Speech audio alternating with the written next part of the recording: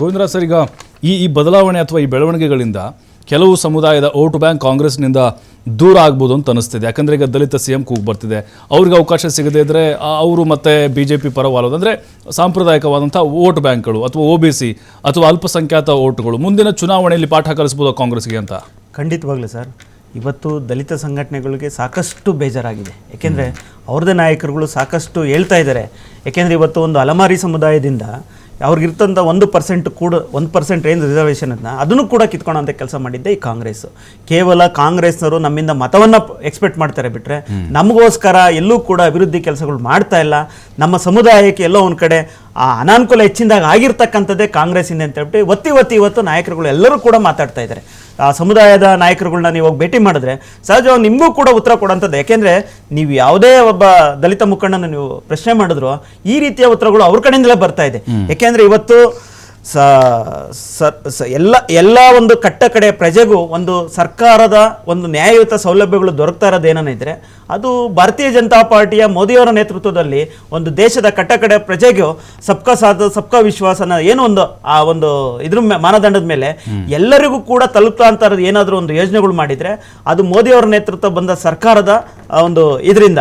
ಯಾಕೆಂದರೆ ಕಾಂಗ್ರೆಸ್ನವರು ಸುಮಾರು 60-65 ವರ್ಷಗಳು ಅಲ್ಲಿಂದಲೂ ಕೂಡ ಕೇವಲ ದಲಿತರದ ಒಂದು ವೋಟ್ ಬ್ಯಾಂಕ್ ಆಗಿ ಒಂದು ನೋಡ್ಕೊಂಡೇ ಬಂದರೂ ಕೂಡ ಎಲ್ಲ ಒಂದು ಕಡೆ 65 ವರ್ಷದಿಂದ ಅವ್ರನ್ನ ಮೇಲೆತ್ತ ಕೆಲಸಗಳು ಇಲ್ಲಿವರೆಗೂ ಮಾಡಿಲ್ಲ. ಈಗ ಅವರೇ ಹೇಳೋವಂಥ ಕೆಲಸಗಳು ಮಾಡ್ತಾ ಇದ್ದಾರೆ. ಈ ರೀತಿಯಾದ ಒಂದು ಎಲ್ಲ ಒಂದು ಕಡೆ ಜನರಿಗೂ ಕೂಡ ಒಂದ್ಸರಿ ಬೇಸರ ಆಗ್ತಾ ಇದೆ.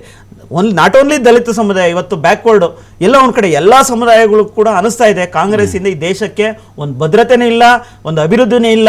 ಎಲ್ಲ ಒಂದು ಕಡೆ ಕೇವಲ ಅವರ ಅಧಿಕಾರಕ್ಕಾಗಿ ನಮ್ಮನ್ನು ಬಳಸ್ಕೊತಾ ಇದ್ದಾರೆ ಅಂತ ಹೇಳ್ಬಿಟ್ಟು ಒಂದು ಎಲ್ಲ ಒಂದು ಕಡೆ ಅವ್ರಿಗೂ ಕೂಡ ಈ ಮುಂದಿನಿಂದಲೇ ಈ ಸರ್ಕಾರವನ್ನು ತರೆದವೇ ಎಷ್ಟು ಅಂತ ಹೇಳ್ಬಿಟ್ಟು ತೀರ್ಮಾನ ಮಾಡಿದ್ದಾರೆ.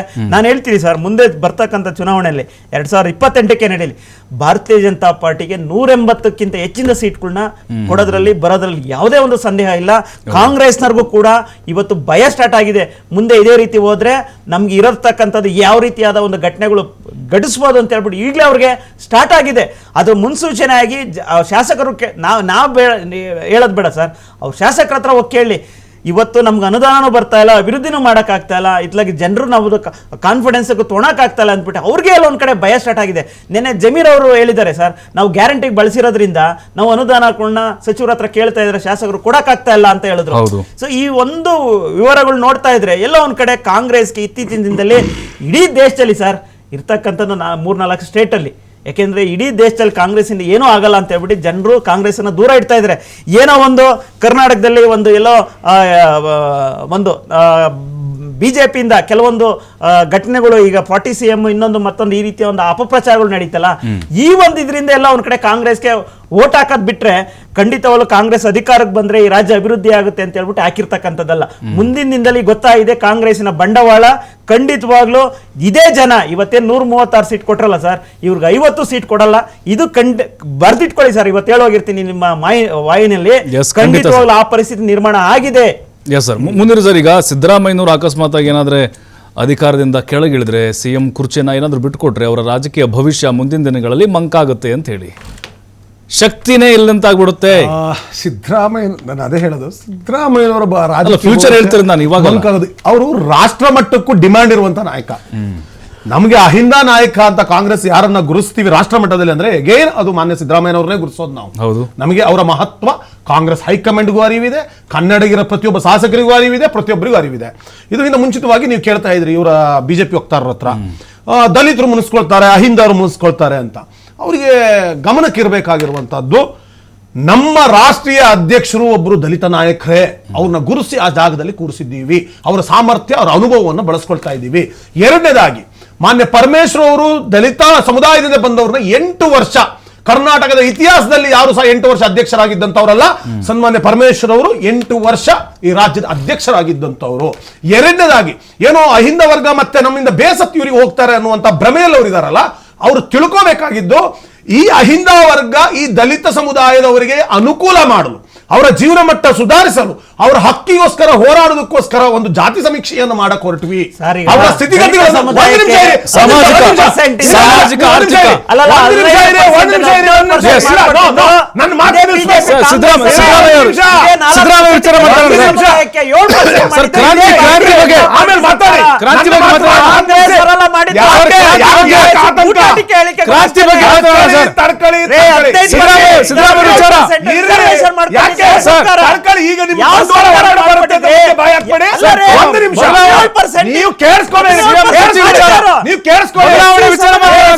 ನೀವು ನೀವೇನು ದಲಿತರ ಬಗ್ಗೆ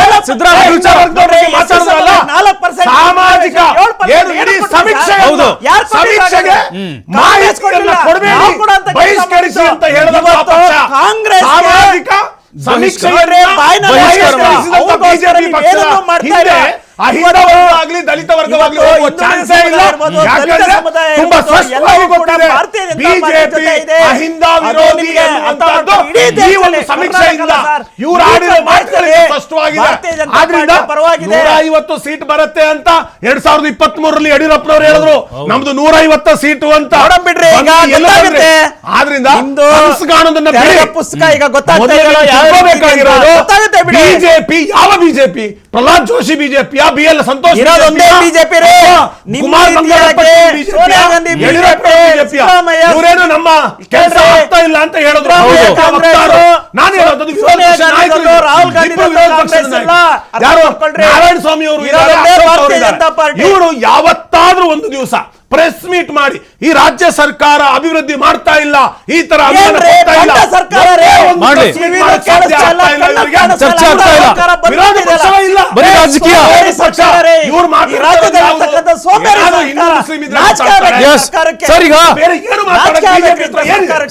ಹೊರಗೆಟ್ಟು ಖಾಲಿ ಕೊಡ ಬಿಜೆಪಿ. ಓಕೆ ಸರ್, ಈಗ ರಾಜಣ್ಣ ಅವರ ನಿವಾಸದಲ್ಲಿ 7ನೇ ತಾರೀಕು ಒಂದು ಏನೋ ಡಿನ್ನರ್ ಮೀಟಿಂಗ್ ಅನ್ನು ಆಯೋಜನೆ ಮಾಡಿದ್ದಾರೆ. ಈ ಸಂದೇಶಗಳು ಏನು ಕೊಡ್ತಾ ಇದೆ? ರಾಜಣ್ಣ ಅವರು ಈಗಾಗಲೇ ಸಚಿವ ಸಂಪುಟದಿಂದ ವಜಾ ಆಗಿದ್ದಾರೆ.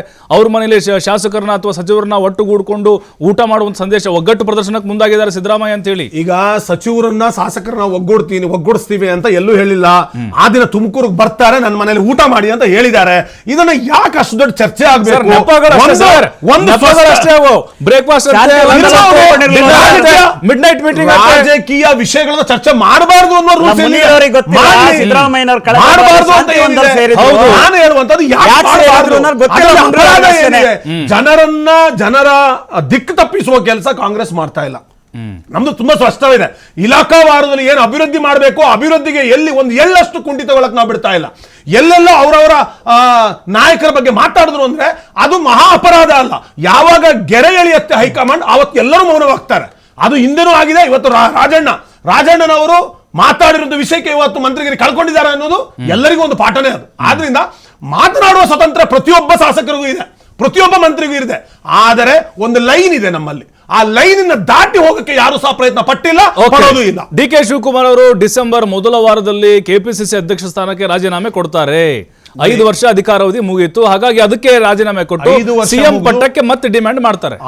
6 ವರ್ಷ ಮುಗಿತಾ ಇದೆ. ಹೌದು, ಸಮರ್ಥವಾಗಿ ನಿಭಾಯಿಸಿದ್ದಾರೆ. ಒಂದು ಮಾಡೆಲ್ ಸೆಟ್ ಇದೆ ನಮ್ಗೆ ಹೇಗೆ ಮುಂದುವರ್ಸ್ಕೊಂಡು ಹೋಗ್ಬೇಕು ಅನ್ನೋ ಕಾರಣಕ್ಕೆ. ಯಾವುದೇ ಒಂದು ಹುದ್ದೆ ಅದು ಶಾಶ್ವತ ಅಲ್ಲ ಅನ್ನುವಂಥದ್ದು ಎಲ್ಲರಿಗೂ ಅಷ್ಟು ಪ್ರಬುದ್ಧರಿದ್ದಾರೆ ನಮ್ಮ ಎಲ್ಲಾ ನಾಯಕರು. ಒಬ್ಬರಾದ ಮೇಲೆ ಒಬ್ರು ಬರಲೇಬೇಕು, ಅವ್ರು ಅದನ್ನು ನಿಭಾಯಿಸಲೇಬೇಕು. ಹಾಗಿದ್ದಾಗ ಅಲ್ಲಿಗೆ ಸಮರ್ಥ ನಾಯಕರು ಇವ್ರು ರಾಜೀನಾಮೆ ಇಲ್ಲ, ನಾನು ರಾಜೀನಾಮೆ ಕೊಡ್ತೀನಿ, ನನಗೆ ಸಾಕು ಅನ್ನುವಂಥದ್ದು ಮೊದಲೇ ಹೇಳಿದ್ದಾರೆ ಅವರು. ನನ್ನ ಅವಧಿ ಮುಗಿದಿದೆ ಅನ್ನುವಂಥದ್ದು. ಒಂದು ವೇಳೆ ಮುಗಿದ್ರೆ ಸಹಜವಾದ ಪ್ರಕ್ರಿಯೆ ಆರಂಭವಾಗತ್ತೆ. ಯಾರನ್ನ ಕೂರಿಸಬೇಕು, ಪಕ್ಷಕ್ಕೆ ಯಾವ ಸಂಘಟನಾ ಸಾಮರ್ಥ್ಯ ಯಾರಿಗಿದೆ, ಯಾರಿಗೆ ಜನಬಲ ಇದೆ, ಸಂಘಟನಾ ಚಾತುರ್ಯತೆ ಇದೆ, ಅವ್ರನ್ನ ತಂದು ಪಕ್ಷ ಖಂಡಿತವಾಗ್ಲೂ ಕೂರಿಸುತ್ತೆ. ಎಸ್ ಸರ್, ಈಗ ಇನ್ನೊಂದು ಚರ್ಚೆ ನಡೀತಾ ಇರೋದು ಲಿಂಗಾಯತ ಸಮುದಾಯಕ್ಕೆ ಸಿಎಂ ಪಟ್ಟ ಕಟ್ಟಬೇಕು ಅಂತ ಹೇಳಿ, ಹಾಗಾಗಿ ವಿಶ್ವಾಸಕ್ಕೆ ತೆಗೆದುಕೊಳ್ಳುವಂಥ ಪ್ರಯತ್ನಗಳು ನಡೀತಾ ಇದೆ ಅಂತೆ. ಈ ಕಡೆ DK ಶಿವಕುಮಾರ್ ಬೇಡ, ಈ ಕಡೆ ದಲಿತ ನಾಯಕರು ಬೇಡ, ಲಿಂಗಾಯತರ ಪಟ್ಟ ಕಟ್ಬಿಡೋಣ ಅಂತ ಹೇಳಿ. ಸರ್, ಕಾಂಗ್ರೆಸ್ನವರು ಯಾರಿಗನ ಸಿಎಂ ಮಾಡ್ಕೊಳ್ಳಿ, ನಮಗೆ ಬೇಕಾಗಿರೋದು ಈ ರಾಜ್ಯದ ಅಭಿವೃದ್ಧಿ ಬಗ್ಗೆ ಗಮನ ಕೊಡುವಂತ ಮುಖ್ಯಮಂತ್ರಿ ಬೇಕು. ಇವತ್ತು ಬಂದಾಗ್ಲಿಂದ ಏನಂದ್ರೆ ಇದರಲ್ಲೇ ತೂಗುಡಿಸ್ತಾ ಇದ್ದಾರೆ ಬಿಟ್ರೆ ಇವತ್ತು ರಾಜ್ಯದ ಕಡೆ ಜನರ ಬಗ್ಗೆ ತಲೆ ಕೆಡಿಸ್ಕೊಂತ ಇಲ್ಲ, ಜನರ ಸಮಸ್ಯೆಗಳ ಬಗ್ಗೆ ತಲೆ ಕೆಡಿಸ್ಕೊಂತ ಇಲ್ಲ. ನಾವು ಯಾಕೆ ಒತ್ತಿ ಹೇಳ್ತಾ ಇರ್ತಕ್ಕಂಥದ್ರಿಂದ ಇವತ್ತು ಮಂಡು ಸರ್ಕಾರ ಈ ರಾಜ್ಯದಲ್ಲಿ ಕೂತ್ಕೊಂಡಿದೆ. ನೀವೇನ ಹೇಳಿ ತಲೆನೇ ಕೆಡಿಸ್ಕೊಳಲ್ಲ, ನೀವೇನಾದ್ರೂ ಹೋರಾಟ ಮಾಡಿ ತಲೆ ಕೆಡಿಸ್ಕೊಂತ ಇಲ್ಲ. ಎಲ್ಲವೂ ಕೂಡ ಎಲ್ಲ ಒಂದ್ ಕಡೆ ನಮ್ಮಿಂದಲೇ ಎಲ್ಲ ನಾವು ಹೇಳ್ದಂಗೆ ನಡಿಬೇಕು ಅನ್ನೋದು ಒಂದೇ ಒಂದು ಅಜೆಂಡಾ ಇಟ್ಕೊಂಡು ಇವತ್ತು ಸರ್ ಬೆಂಗಳೂರಲ್ಲಿ 2.5 ವರ್ಷ ಆಯ್ತು ಸರ್ ಯಾವ ಅಭಿವೃದ್ಧಿ ಕೆಲಸ ಒಂದು ಮನವಿಯನ್ನು ಬಿಜೆಪಿ ಗುಂಡಿಗಳ ನಗರ ಜನರು ಮಾಡ್ತಾ ಇದ್ದಾರೆ. ಜನರ ಪರವಾಗಿ ಒಂದು ಮನವಿ ಬಿಜೆಪಿ ನಿಮಗೆ ರಸ್ತೆ ಹೋಗ್ಬೇಕಾದ್ರೆ ನಾನು ಕೂಡ ಜನರ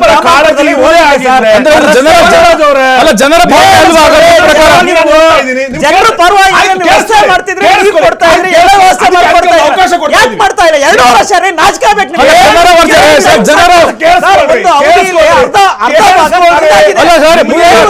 ಜನಸಾಮಾನ್ಯರ ಭಾವನೆ ಅಭಿವೃದ್ಧಿ ಬಗ್ಗೆ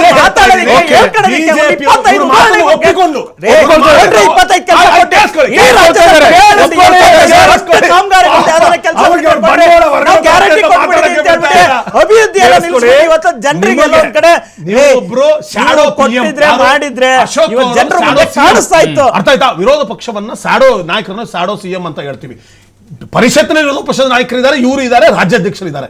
ನಾನು ಇವ್ರ ಹತ್ರ ಮನವಿ ಮಾಡ್ಕೊಳ್ಳೋದು ಇಷ್ಟೇ, ಕೆಲಸಕ್ಕೆ ಬಾರದ ವಿಷಯಗಳನ್ನು ಚರ್ಚೆ ಮಾಡೋದಕ್ಕಿಂತ ಈ ರಾಜ್ಯದ ಅಭಿವೃದ್ಧಿಯ ಬಗ್ಗೆ ನಮ್ಮ ಸಚಿವರೊಂದಿಗೆ ಚರ್ಚೆಗೆ ತಾವು ಬನ್ನಿ. ನಾವು ಇಲಾಖಾವಾರು ಮಾಡಿರುವ ನೀವು ಸರ್ಕಾರ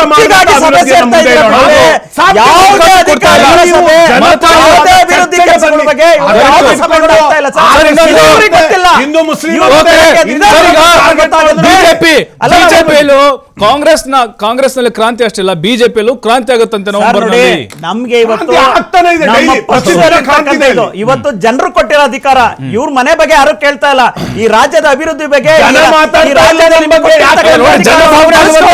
ಬಿಜೆಪಿ ಬಿಜೆಪಿ ಭಾವನೆ ಜನರ ಮಧ್ಯೆ